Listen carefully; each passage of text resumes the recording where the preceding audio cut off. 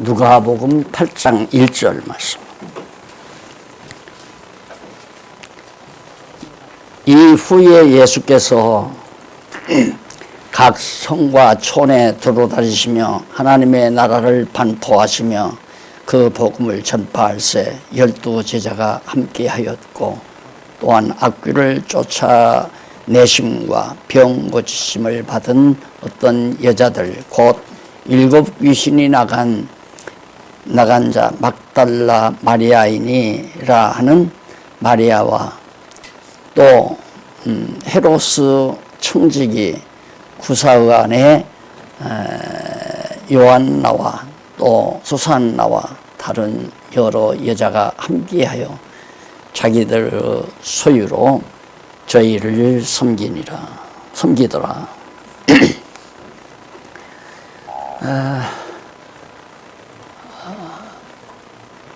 우리 제 소원을 하나님 앞에서 소원하고 사는 일들이 하나하나 이루어져 가는 것을 볼 수 있게 하신 하나님께 요즘 감사를 많이 하고 있습니다. 오늘 방금 우리 장로님 나오셔서 말씀을 전하는 것도 그 말씀운동 개간지에 제가 투고한 그 말씀운동 개간지가 지금 수십 년 전에 출판한 거예요. 그런데 그걸 곱게 보관해 놓고 요즘 이제 시간 나는 대로 아마 상고해 보시는 것 같습니다. 이게 바로 소망이죠. 근데 대부분 책이라고 하는 거 한 번 사서 읽으면 그냥 책꽂이에 장식품으로 꽂아놓는 걸로 생각을 하죠. 학자들이 서재가 큰 이유가 바로 그것 때문입니다. 한 번 딱 읽고 저건 저거야. 그래서 이 다음 자기가 글을 쓸 때 어떤 내용이 잘 생각 안 나면 어느 책에서 봤더라는 걸 찾아가지고 이제 그 페이지에 열어서 이제 각주를 달아서 사용하고 하는 거거든요.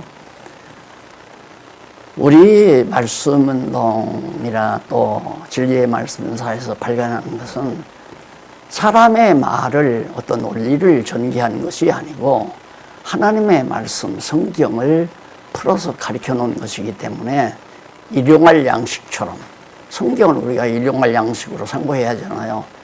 그런데 보아도 모르죠. 그러니까 모르기 때문에 이제 풀어 가르친 내용을 글로서 했기 때문에 보고 또 보고 어떤 분은 3번, 4번, 5번까지 전지를 총서를 그렇게 보았다고 하는 분이 있더라고요. 그게 제대로 공부를 하는 거죠. 그렇게 해서 해야 이 진리가 전승이 되거든요. 또 하나는 여기서 목사가 서서 성경을 가르쳤잖아요. 그런데 대부분 교회라고 하는 걸 아까 장로님 말씀대로 체제를 정치 체제를 만들어서 이걸 의식으로 집행을 해요. 다시 말해서 신 앞에서 우리가 딱 경직되게끔 그렇게 하기 때문에 목사가 말씀을 전하는 것도 하나님 말씀으로 생각하니까 감히 대학에서도 안 되고 감히 이의를 제기해서도 안 돼요. 무조건 목사 말은 하나님 말씀이니까 받아라. 이게 지금 한국교회뿐만 아니라 세계교회가 그런 하나의 최면술에 걸려 있어요. 그러니까 이게 교회가 부패할 수밖에 없죠. 그런데 지난 주일에 제가 이제 범주까지 나가는데 시간이 조금 모자라서 제목만 보고 그 7장 마지막 부분 한번 보십시다. 7장 마지막 교재 보면 7401페이지가 아니고 399페이지 7장 36절로 50절에 보면 시몬의 집에서 여자를 통해 죄를 사하는 표적을 보여준 내용이 나오죠. 시간이 그때 바빴는데 그걸 딱 보면서 무슨 생각이 마태복음 생각을 한 거예요. 그러니까 여자가 기름을 부었을 때 저거 팔아서 많은 돈을 가지고 가난한 자에 구제하면 얼마나 좋겠나. 그 설명을 제가 하고 그냥 바쁘게 마무리를 했거든요. 그랬더니 젊은 성도가 전화가 왔어요. 전화가 와서 목사님 지난 주일에 마지막 부분 그 내용이 아닌데 잘못하셨어요. 그래서 아이고 고맙다고 내가 그래서 아이고 고맙다고. 나는 그걸 정말 바라고 있었거든요. 그렇게 안 하니까 이 진리가 안 지켜져요. 교회가 존재해야 하는 임무 중에 하나가 진리를 사수위에서 전파하는 일이거든요. 진리 지키는 일이에요. 지키려면 내용도 잘 보존해야 되지만은 우리만 보존하고 있다가 우리 세상 떠나면 그 다음 안 되잖아요. 그러니까 우리만 보존하는, 우리만 이렇게 간직하고 있을 게 아니라 후대들에게 전해야 돼요. 후대들에게. 또 다른 모르는 사람들에게 자꾸 전파해야 한단 말입니다. 이 두 가지가 요즘 에베소서 여러분 공부하니까 배우잖아요. 교회의 전례의 임무가 뭐냐면은 진리를 지키고 전파하는 일, 두 가지가 교회 전립의 중요한 이유인데, 이제 돼가는구나 싶어요. 아니, 제가 강의를 하는데 그냥 아마 목사님 잠깐 실수했는가 보다 하고 그냥 말아버려. 그것이 바로 교회를 타락시키는 중요한 요인이란 말입니다. 그래서 목사님이 실수를 하면 실수했다는 걸 알려줘야 되고 가르쳐줘야 되고, 목사도 사람이니까 순간 이렇게 막 실수할 수 있잖아요. 여러분, 나는 우리 윤철자 권사님이 오이코스대학교 총장이 여기 와서 그 학술대회 때, 지난번 학술대회 때도 강의 도중에 막 얘기를 하시더라고요. 그래서 나는 웃었어요. 한편으로는 오이코스대학 총장에게 좀 미안하지만은 바로 내가 그걸 원한다. 근데 손님이니까 좀 미안했지만은 손님이 아니고 우리 중에 박홍기 목사님이라든가 내가 했다든가 다른 우리 말씀 전하는 목사님들이 했을 때 그렇게 하는 건 10번도 잘하는 거거든요. 그렇게 해야 정신 번쩍 차려가지고 성경을 바르게 연구해가지고 바르게 가르치죠. 그런데 교재 없이 그냥 성경 한두 구절 읽고 그냥 온갖 소리 다 뱉어내는 거예요. 그걸 다 하나님의 말씀으로 받아서 믿고 살으라고 교회가 다 그렇게 가르치니까 웃기는 거 아니에요. 그렇게 요즘 영악한 젊은 세대들이 그걸 받아들일 수가 없죠. 그래서 상당히 이제는 그렇게 소원하던 것이 하나 둘 이루어진다. 그래서 제가 실수한 것은 마태복음에 있는 여자 사건이 아니고 누가복음에서 누가가 기록한 내용이거든요. 바리새인 하나가 예수님을 초대를 했어요. 초대를 해서 식사를 하는데 죄인 여자가, 그중에 바리새인이 볼 때 죄인이라고 생각하는 거죠. 죄인 여자가 와서 예수님을 온갖 그렇게 비싼 기름을 부어서 자기 머리로 발을 닦아주는 사건이 나오잖아요. 그러니까 바리새인이 속으로 저 비싼 거 저러지 않았으면 좋겠다 이런 생각을 하니까 예수님이 벌써 그걸 아시고, 바리새인의 이름이 시몬인데 시몬아 그래가지고 얘기를 해요. 내가 한 가지 물어보면 50데나리온 빚진 사람이 있고 500데나리온 빚진 사람이 있는데 그 사람 빚을 둘 다 탕감해 줬다. 어떤 사람이 더 고마움이 깊겠느냐, 감사함이 크겠느냐.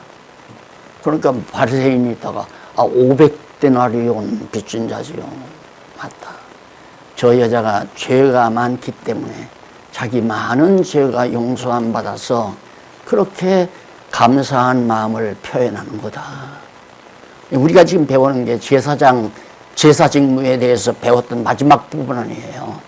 그러니까 예수님께서 가장 죄를 많이 진 저 여자가 너무 하나님 앞에 감사하니까 그걸 마음을 표현한 거라고 하는 그런 내용으로 예수님께서 죄사하는 능력을 지니신 분임을 우리에게 전해준 내용입니다. 오늘은 7403페이지에 나오는 한쪽 가로서 한번 통치자 임무, 이제는 예수님께서 모두를 통치한다 이 말입니다. 예수님은 통치자다. 이 세상뿐만 아니라 하늘의 끝까지라 다 통치한다고 그랬잖아요. 에베소서 배우잖아요. 에베소에 보면 하늘 아래와 땅에 있는 것, 이것을 두를 다 통일되게 해서 다 주관하고 다스리시는 하나님이시다.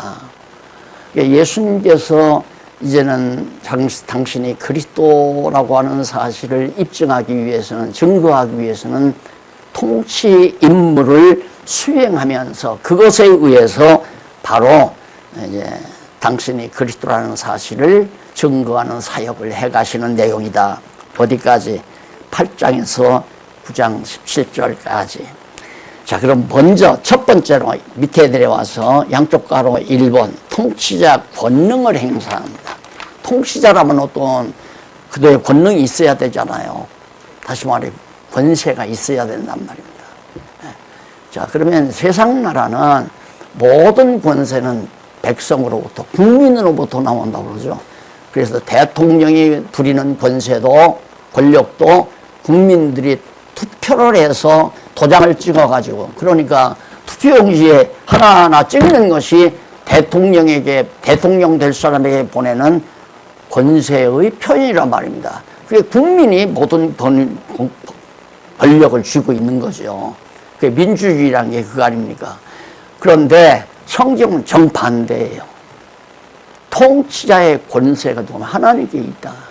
예수 그리스도가 내가 통치자다. 모든 것을 내가 가지고 있다.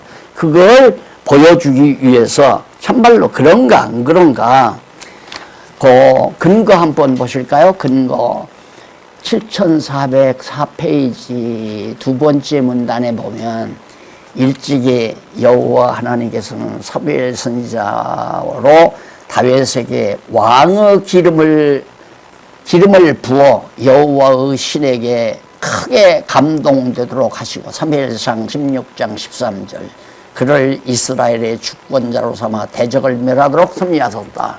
이게 다윗이 왕이 아니라 다윗에게 권한을 누가? 하나님께서 주신 거예요. 선지자를 통해서. 그러니까 이스라엘 민족의 다윗이 왕이 돼가지고 다윗이 이스라엘을 통치하지 않았느냐. 그러니까 지금도 교회를 목사가 통치하는 게 맞다. 이렇게 신학교에서 가르치는 거예요. 목사가 무슨 통치자예요. 그러니까 체제개혁이라고 하는 것은 바로 우리 교회 개혁. 이제는 소통이 되니까 우리 김 장로님 오늘 말씀하는 거 보니까 소통이 될 것 같아요. 체제를 개혁할 수밖에 없는 것은 그것이 성경적으로 옳기 때문에 개혁한 거 아니에요. 목사가 교회 다스리면 안 된답니다. 아무개 장로하십시오. 아무개 여전도회 회장하십시오. 당신 연모하라. 당신 이렇게 봉사하라. 이렇게 명령하고 지배하면서 잘못하면 그냥 다 교회에서 잘라버리고 제명해버리고.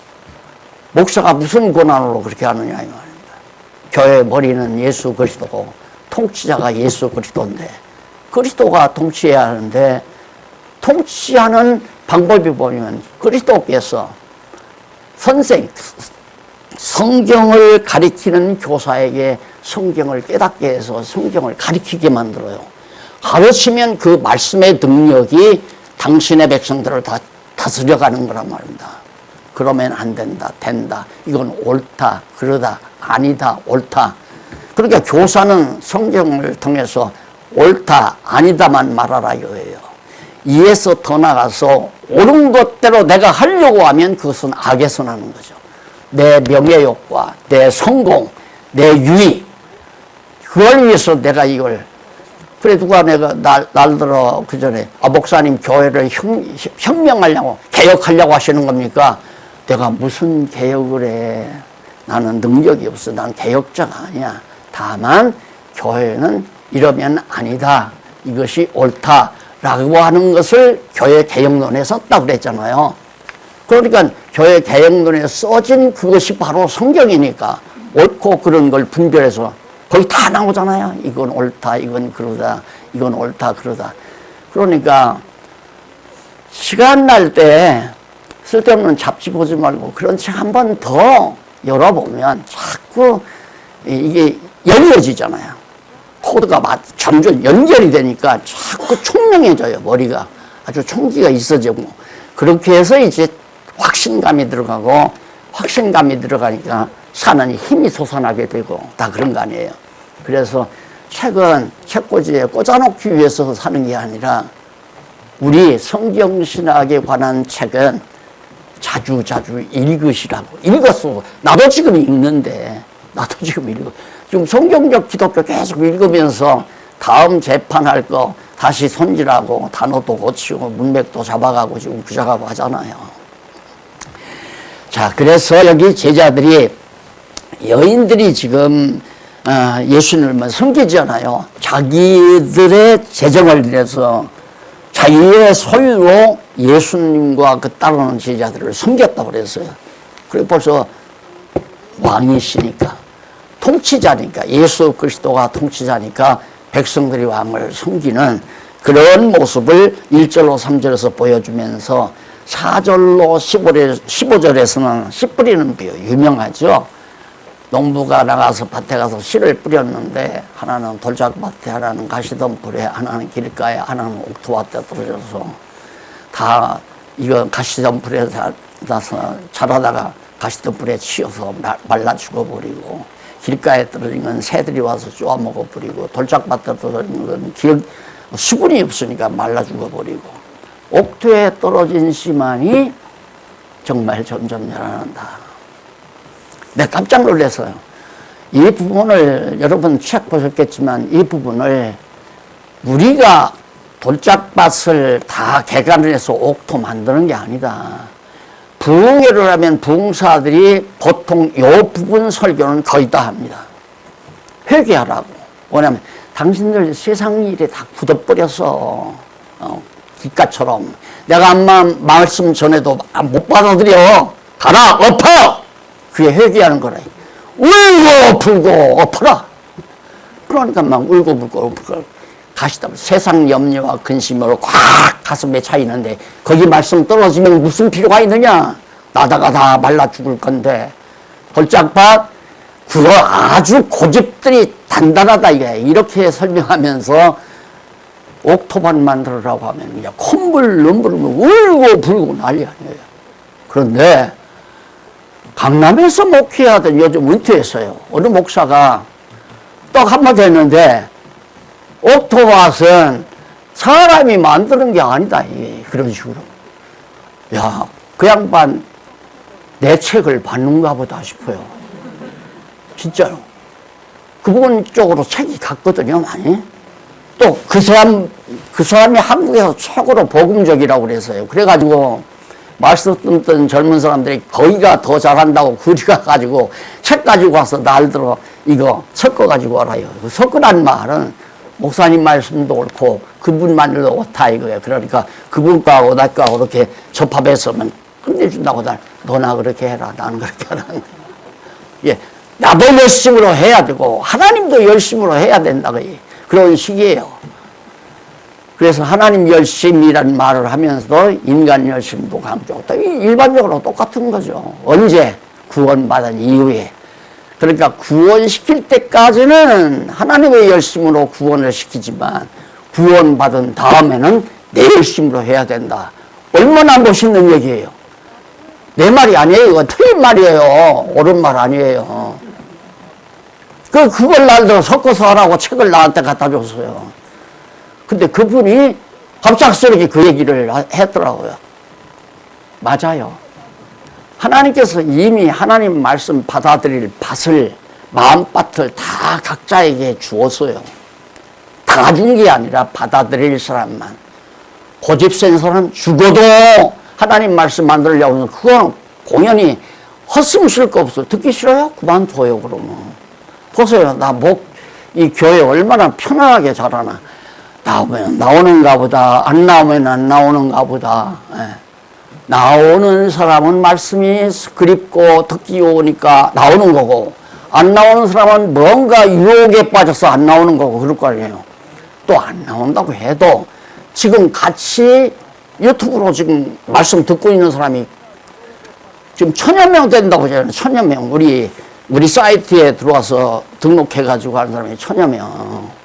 그러니까 얼마나 많은 사람들이 듣고 있어요. 그러니까 나는 지금 여기서 해도 여러분만을 상대하는 게 아니라 지금 전 세계에 깔려있는 여기저기 떨어져 있는 말씀맨들 다 있잖아요. 그 옥토밭이에요. 하나님의 정한 자예요. 그 정한 자는 받아들여서 열매 맺지만 온갖 세상 일로 근심 걱정 그리고 뭐 하나 정리되지 않고 막 가시덤불처럼 머리가 다 복잡하게 되어 있는 사람들, 이런 사람들은 안 돼요. 절대 안 돼요.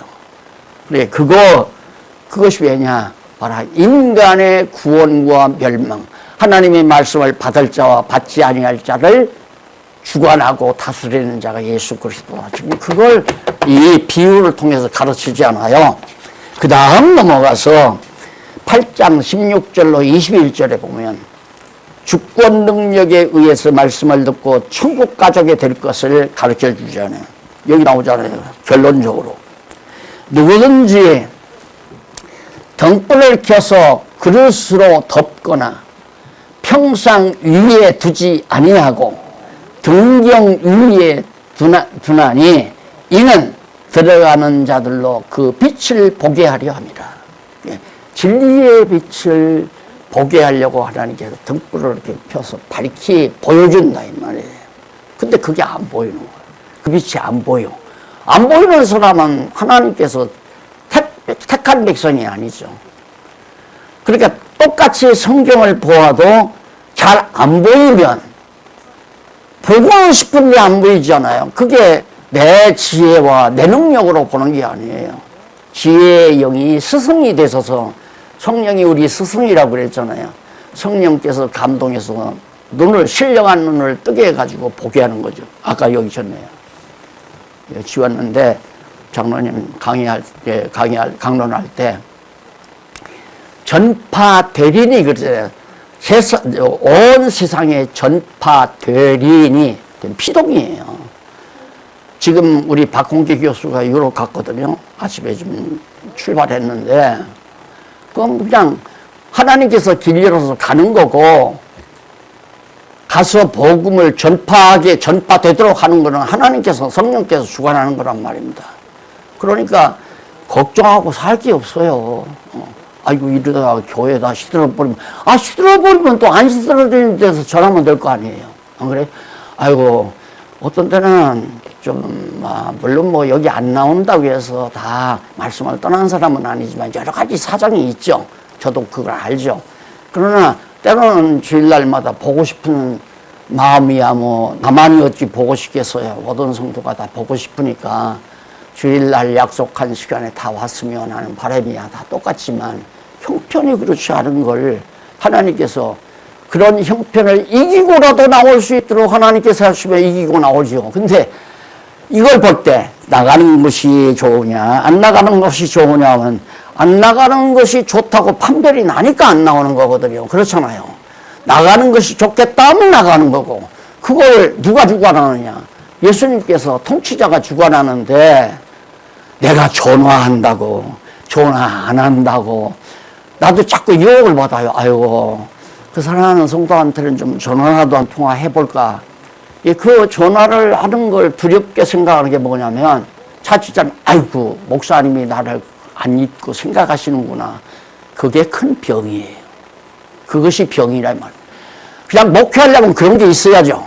전화 자주 하고 가끔 지나가다도 들려서 차라도 한 잔 같이 마시고 그렇게 해야죠. 그러면 그분은 인정으로 엮어줘요. 인정이 더 강해요. 같이 육신을 가지고 있기 때문에. 내가 체제개혁 하기 이전에 목회 실패지만은 성공이죠. 하나님 보실 때는 성공이고 인간 편에서 볼 때는 실패죠. 한 이유가 뭐냐? 기존 교회 체제대로 목회한답시고 했던 것이 그게 큰 실패예요. 그걸 내가 깊이 깨달았잖아요. 근데 여기 와 계신 분들도 섭심할, 야, 박 목사가 왜 저러나. 참 인정물이 더럽게 없다. 명절 때가 와도 전화 한 통화도 없고 뭐 어쩌고 저쩌고 오죽하면 냉피동물이라고 소문났잖아요. 저쪽 장로님들이 그러더라고요. 저쪽에서는 목사는 냉피동물이라고 하죠. 다 그렇게 혀를 설레설레 들었는데요. 내가 왜 하고 싶지 않겠어요? 가고도 싶고 만나고도 싶고. 지난번에 또 목사님들 공부하러 오셨는데 내가 볼 때 공부하는 자세가 아니야.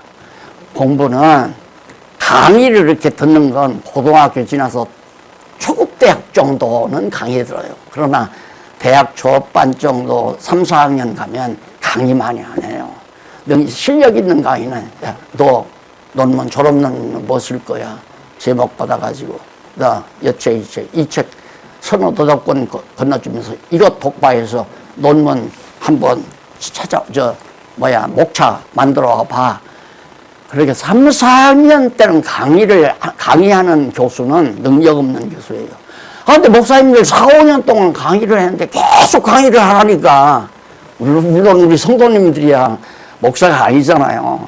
그러니까 과거 그런 것도 있기 때문에 그냥 제가 이해를 하면서 하지만 목사님들이 공부를 하려면 책이 없어 뭐가 없어. 그러면 내가 그 얘기를 했어요.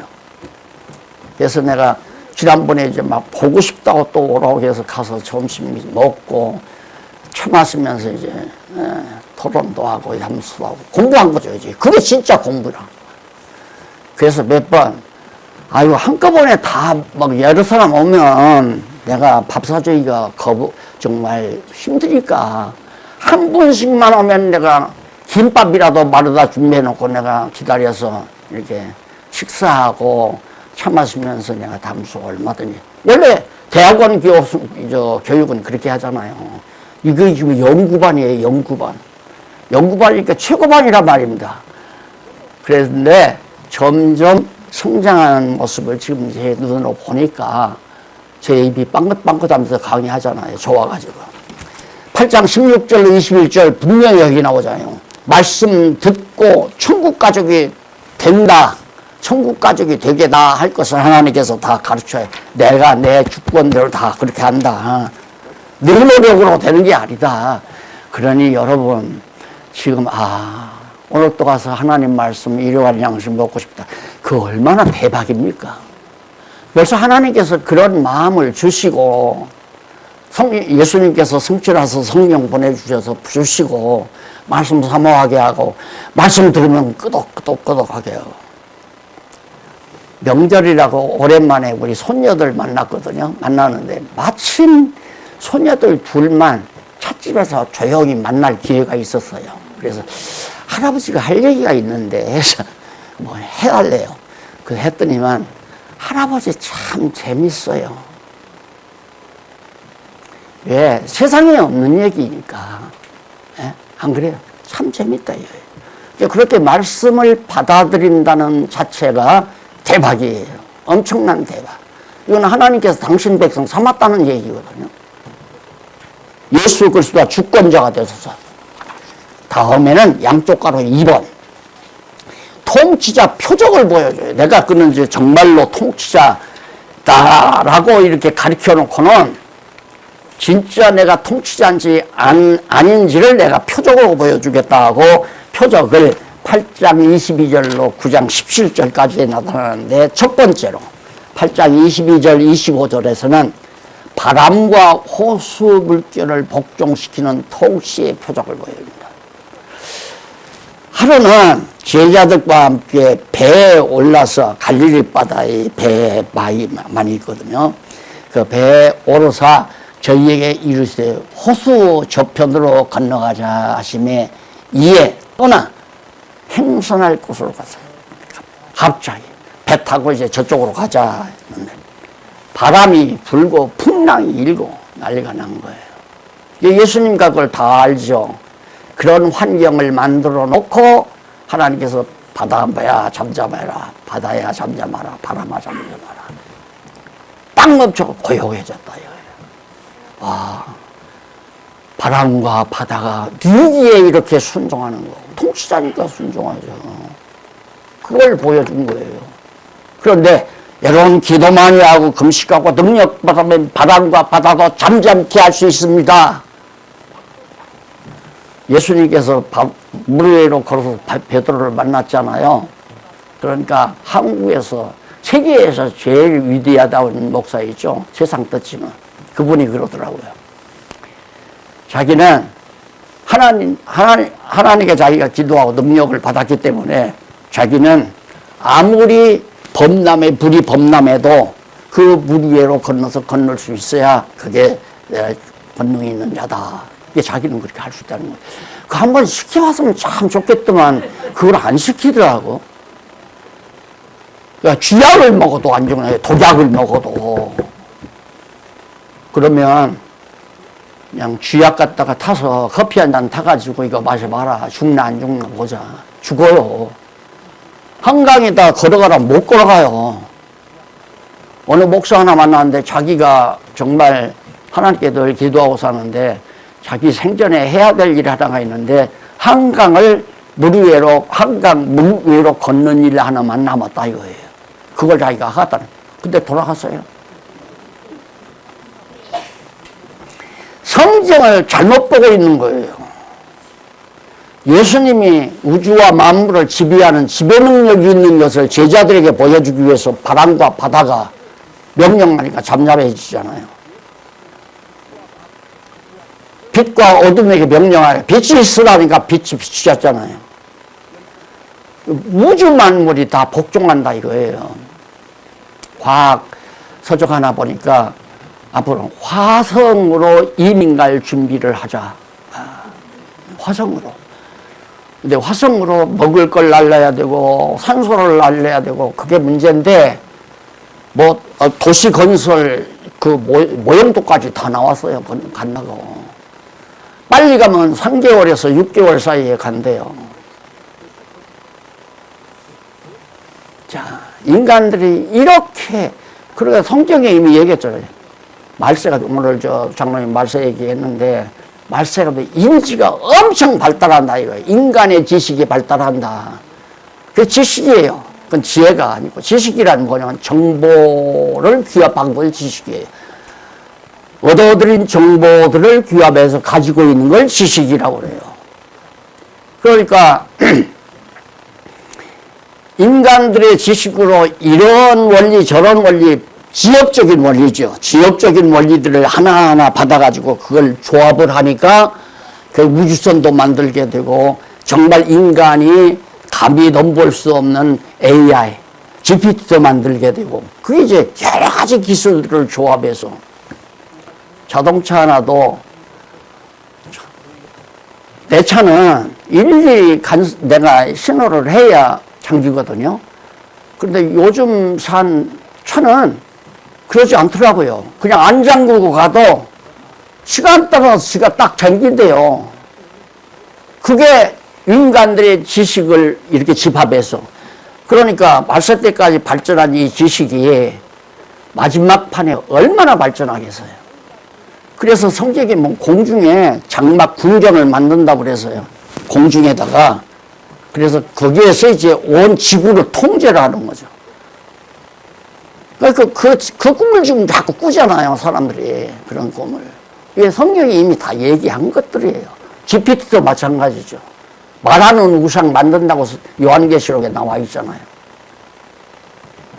그러니까 자, 우주와 만물이 예수님에게 복종한다는 거. 태양을 머물러 하니까 태양이 머물러 섰던 여호수아와 그 장면도 나오잖아요. 그것이 다 통치 능력이 하나님께 있고 통치자 되시는 예수 그리스도가 통치하시는 모습을 그런 표적을 통해서 보여줬는데 또 하나 보여준 게 있어요. 여러분, 사람들이 어떻게 저 사람 미쳤나봐? 그런 거 있죠. 우리 순수한 말은 미친 것이고 그걸 조금 생각해서 귀신 들린 거고. 귀신이라는 건 사단의 도구거든요. 짐승들은. 그래서 짐승권세라고 부르잖아요. 짐승을. 요즘에는 이제 대학 교수들도 우리 인간은 다 동물의 일종이다. 똑같으니까. 동물이나 사람이나. 그래서 차별법 폐지하자 막 국회에 지금 돌아가잖아요.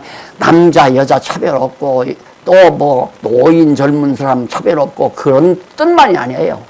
강아지나 사람이나 차별 없이, 짐승이나 차별 없이. 절대 아무것도 차별 두지 말자. 그러니까 그 말은 뭐예요? 동물처럼 살아가자, 우리 앞으로. 왜? 하나님은 아무리 찾아봐도 없으니까.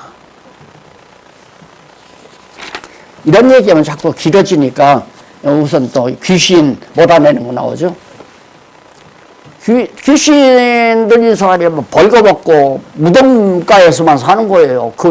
참 수치스러운 일 아니에요. 근데 수치를 모르죠. 벌고 훌렁 먹고.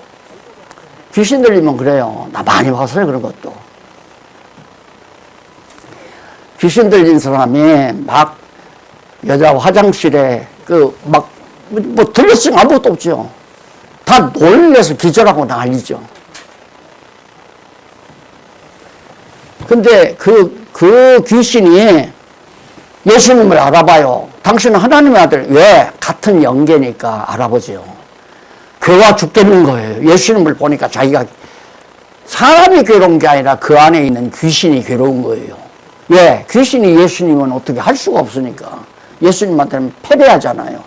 왜 어찌하여 나를 이렇게 괴롭히십니까? 하고 항의를 해요. 그래? 그럼 안 괴롭힐게 하고, 너 그러면 나가! 나가서 저 돼지떼들에게 들어가라. 그러니까. 돼지떼랑 군대마귀라고 그랬는데, 여기서 군대라는 말은 한 6,000명 정도 되는 군대들의 집합 다리를 말한다고 그래요. 엄청난 많은 수의 군대들이 죽어서 그 귀신들이 이제 남아가지고 그 여자의, 그 사람의 속에 그를 지배하고 있는 귀신이 내쫓아버리니까 예수님의 말씀에 귀신이 순종하고 나가서 돼지떼 귀로 딱 들어가니까 돼지떼들이 평지에서 좀 돌아다니면서 먹이를 찾고 이러다가 전부 낭떠지로 와서 전부 빠져 죽어버렸어요, 돼지떼들이. 근데 이걸 나는 그렇게까지는 안 봤지만 그런 거 봤거든요. 일본에서 귀화해가지고 와서 우리 동네에서 사시는 분이 딸 하나, 아들 둘이 있었어요. 근데 큰아들이 귀신이 들린 거예요. 그 형님이, 바로 위에 형님이 지금 살아계신데, 같은 동창이에요, 그 큰아들이. 초등학교. 그렇게 불쌍하니까 친구를 해가지고 가서 찬송도 불러주고, 성경도 읽어주고, 전도를 자꾸 했어요. 그러니까 얼마나 괴로웠겠어요. 그러니까 그놈이 큰아들을 속에서 나가버렸어요. 나가니까 큰아들은 멀쩡하게 건강해져 버렸어요. 그런데 둘째 아들에게로 들어간 거란 말이에요. 둘째 아들에게로 딱 들어가니까 둘째 아들이 또 미쳐버린 거예요.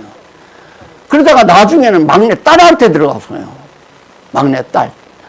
그래가지고 둘째 아들이 들어갔는데 둘째 아들이 강가에 가서 빠져 죽었어요. 죽으면서 그 귀신이 막내 딸한테 들어가더라고요. 완전히 3남매가 다 멸종해버리고 그 가족이 멸종되고 말았어요. 직접 우리 마을에서 되진 일이니까.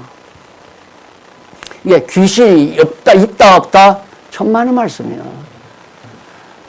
귀신이 이렇게 작용하는 것도 예수님께서 척결해 버리니까 통치자의 능력을 표적으로 보여준 거죠. 그 다음 8장 40절로 56절에 보면 혈루증이 낫고 죽은 딸 아이가 다시 살아나는 표적이 드러나죠. 혈루증이라는 건 계속 피가 흐르는 병이에요.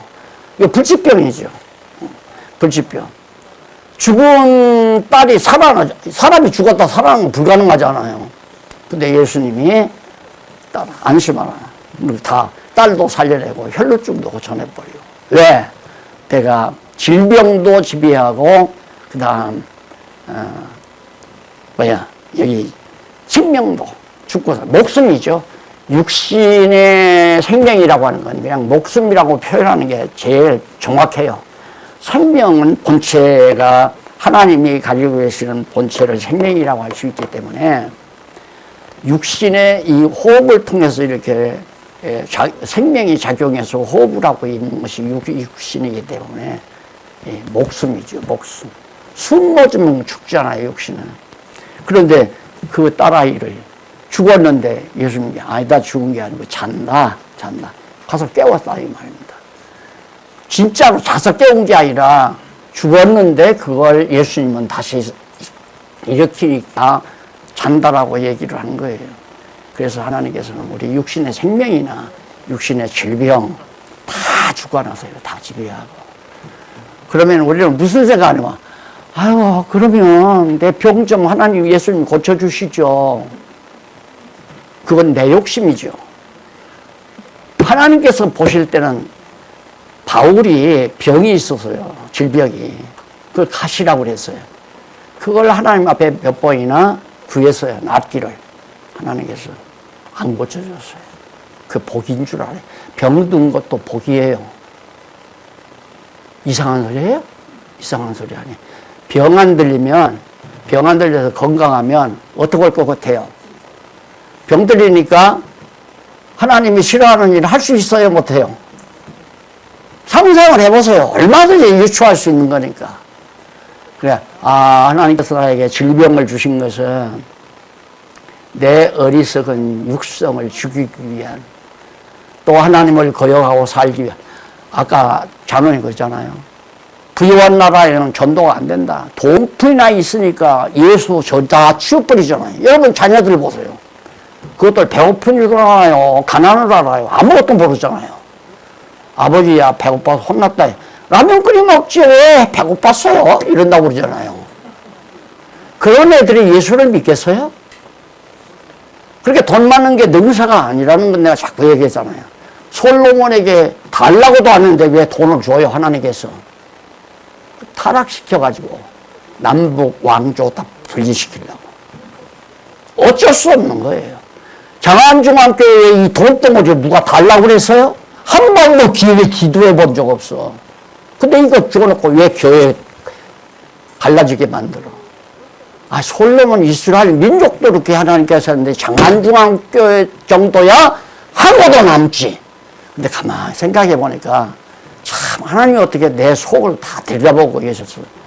편안해 보세요. 여기 건물 하나 또 올라가서 반드시 올라가지. 평안했으면 빚은 다 청산됐을 거고 하나님이 더 좋게 하신다는 거 믿어주잖아요. 아까 장로님이 시간 좀 가져갔잖아요. 조금 더 할게요. 그 다음 9장 1절로 9절까지 제자에게 권능을 주며 헤롯을 도망케 한 표적을 주면, 그러니까 제자에게 권능을 주었다 하면 우리는 일단 하나님께서 나에게 권능을 딱 주면 죽을 때까지 내가 가지고 있는 줄 알아요. 아니에요. 할 때, 권능을 행할 때 하나님께서 권능을 줘서 행하게 하는 거예요. 사도들에게. 그 다음에 자기가 하려면 안 돼요. 안 주면 안 돼. 그러니까 보통 나는 권능을 받았다. 완료형 쓰죠. 받은 게 아니에요. 자기 거가 된 게 아니란 말입니다. 그런데 전부 다 그렇게 알고 있잖아요. 하나님께서 나는 목사가 돼가지고 교회 통치권을 내가 받았다. 그래서 교회를 내가 다스린다. 웃기는 얘기죠.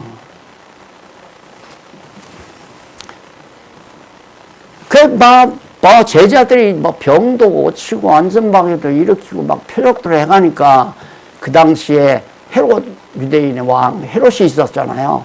헤롯은 이제 로마 제국의 앞잡이 노릇하는 그런 왕이죠. 헤롯이 가만히 들으니까 내가 세례요한의 목을 자른 사람인데 마음이 캥기죠. 저기 누구에, 저 예수가 누구기에 제자들에게 저런 능력을 행하게 하는가. 자, 그 다음 9장 10절로 17절 병을 고치며 5병이어로 5,000명을 먹인 표적을 보여줍니다. 질병 다 예수님께서 고쳐줘요. 그러니까 우리 성도들이 이 세상 사는 동안 건강도 머리 대신 예수님께서 주신 것이고, 질병도 팔만 좀 안 아팠으면 좋겠다. 팔 아프면 나 때릴까 봐서 아프게 하는 거죠. 못 때리게. 그렇죠? 쉽게 말, 남 때릴까 봐서. 무릎만 좀 건강했으면 좋겠다. 다 복이에요. 질병도 복이고 건강도 복이고. 그러면 내가 질병을 왜 주셨을까? 하나님께서 이 다리가 쓸데없는 다리가 하나님께서 깨닫게 하려고. 이건 지혜죠. 지혜로 얻는 거 아니에요? 이렇게 몸을 왜 이렇게 건강하게 해놓으셨을까? 야, 실컷 뭘 먹고 잘 놀라고, 날마다 빨빨빨빨 돌아다니면서 잘 먹고 잘 살으라고. 그리고 건강 겪겠어요? 그게 아니죠. 내가 좀 쓰려고 그러는데 널 건강하게 해주겠다. 병 들어서도 쓰게 하는데 건강하게 했으면 쓰시죠. 그 다음, 다 끝났네. 네? 맞죠? 예수님이 통치자라는 건 맞잖아요. 바람과 바다도 지배하고, 질병도 지배하고, 생명도 목숨도 지배하고, 오병이요. 물고기 5마리하고, 떡 5개하고, 물고기 2마리하고, 이까지 5,000명 먹고도 막 12광주리가 남잖아요. 근데 우리들이 정말 우리의 통치자이신 예수님이 살아계시다 하면 근심 걱정하거나 불안하거나 괴로워하거나 자만하거나 뭐 자기가 잘난 척하거나 그렇게 도저히 할 수 없는 일이거든요. 그냥 하나님이 그래도 이날까지 나를 써주시니 고맙다. 참 감사하다. 감사한 것뿐이고 범사에 감사한 일이고. 여러분 이제 제가 요즘 가치론 좀 손을 대려고 계속해서 오며 가며 뭐 어디를 가든 생각하면서 구상하고 있는데 가치론을 어떻게 하면 좀 쉽게 우리 성도들이 좀 딱 와서 결론 맺어지도록 쓸까? 그게 나는 걱정이지. 그거 생각하는 거죠. 아직 해답이 없어서가 아니죠. 딱 가치론을 알고 나면 천하 범사가 가치 없는 게 없어요. 다 가치 없이.